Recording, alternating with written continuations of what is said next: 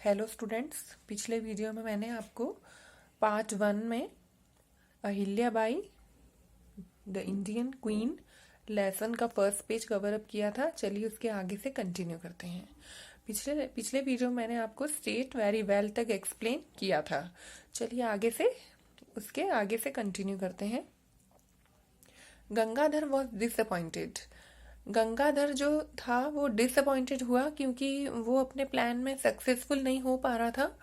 He then went to Raghoba Dada and advised him to go to war against Ahilyabai.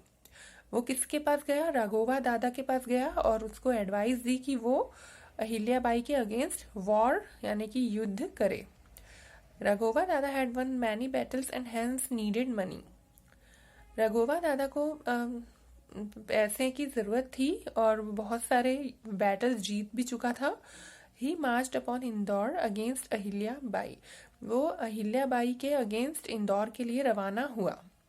When Ahilyabai heard the news, she determined to fight against him. जब अहिल्याबाई को ये पता चला तो उन्होंने ये डिसाइड किया कि वो उसके खिलाफ उनके अगेंस्ट फाइट करेंगी and decided to teach him a lesson, और उन्हें एक सबक सिखाएंगी। She sent a message to Raghoba Dada. उन्होंने रघोबा दादा को एक मैसेज पहुंचाया that as soon as he dare to cross the river Shipra, कि अगर उन्होंने शिप्रा रिवर को क्रॉस करने की कोशिश की he would have to fight her army, तो उन्हें उनकी आर्मी से फाइट करना पड़ेगा।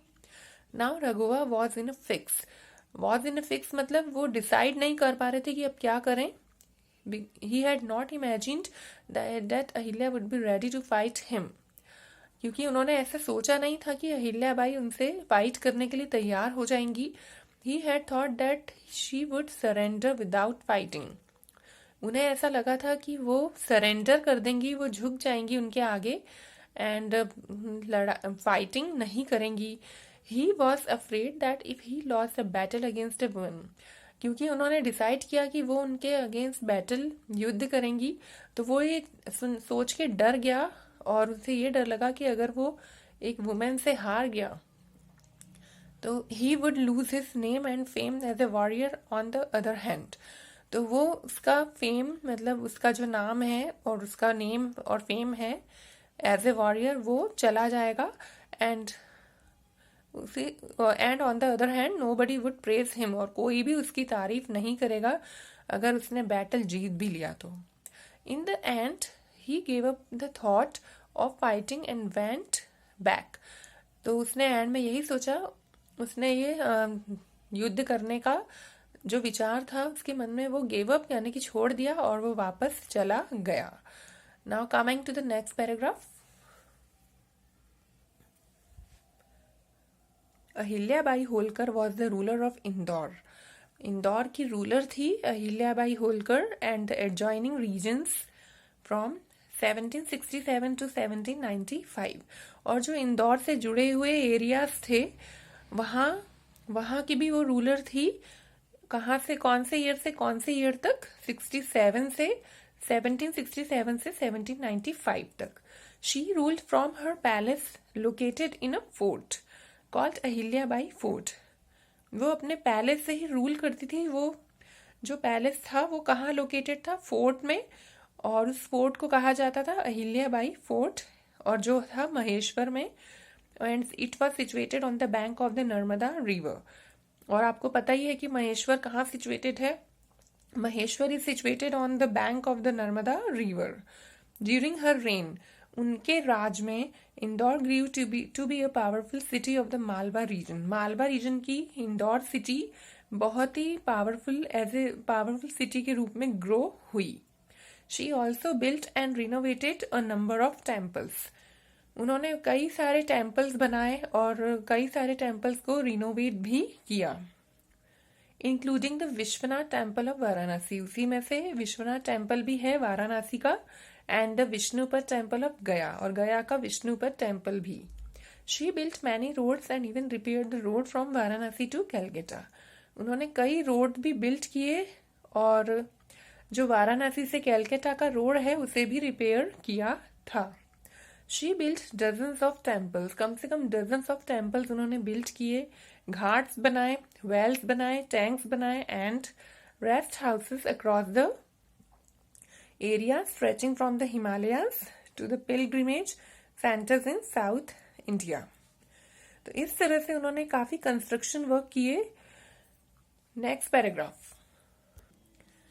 Ahilya's capital at Maheshwar was the scene of literary, musical, artistic and industrial enterprise. Enterprise मतलब business.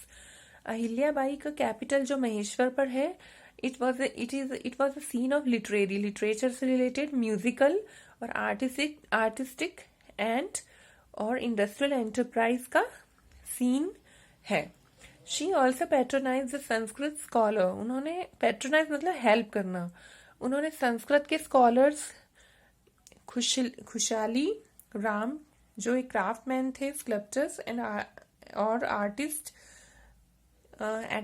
Receive salaries and honours at her capital. उन्होंने उन सबकी हेल्प की and she even established a textile industry in Maheshwar. Textile मतलब कपड़ों की industry उन्होंने establish की महेश्वर में। The saris of Maheshwar are still famous for their textile and quality, और इसीलिए महेश्वर की जो साड़ीज हैं वो बहुत ही फेमस हैं अपने टेक्सचर और क्वालिटी के लिए। India had many female rulers, warrior women and poet queens, but Ahilyabai Holkar commands more affection, respect for her accomplishments during her 30-year long reign in Malwa. India में बहुत सी female rulers रही हैं, बहुत warrior women और poet queen's रही हैं, लेकिन उन्हीं में से अहिल्याबाई होलकर की एक अलग ही जगह है और उन्होंने अपने राज में 30 ईयर के लॉन्ग राज में उन्होंने बहुत सारी चीजें की अपनी लाइफ में एंड बहुत सी चीजों को कंप्लीट किया एंड किसी भी और क्वीन से ज्यादा। She was truly a magnificent women, बहुत ही मैग्निफिसेंट वुमेन थी वो, an able ruler and great queen, बहुत ही ग्रेट क्वीन रही हैं वो और एक एबल रूलर रही हैं वो। Therefore she is remember with love and respect in all parts of the country. इसीलिए उन्हें बहुत ही रिस्पेक्टफुल वुमेन के रूप में जाना जाता है कंट्री के सारे पार्ट्स में।